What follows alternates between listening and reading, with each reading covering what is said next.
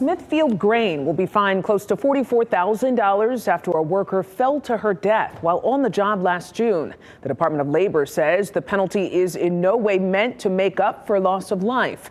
WRAL's Carly Haynes talked with the victim's husband about the citation, who called it, quote, just a slap on the wrist.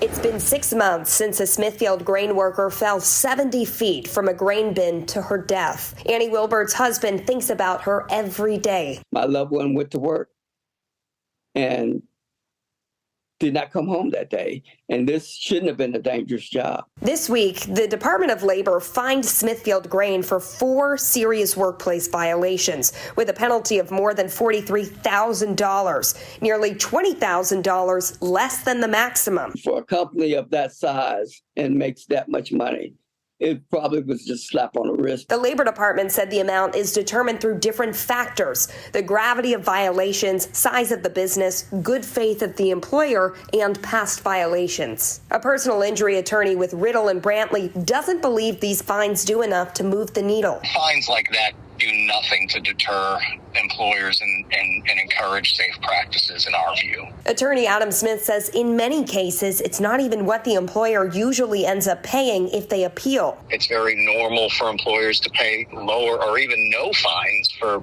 serious violations if they have a clear record. For Wilbert's husband, no amount of money could ever be enough. Pay you $43,000 and you've been fined and we go on about business. But my family can't go on about its business.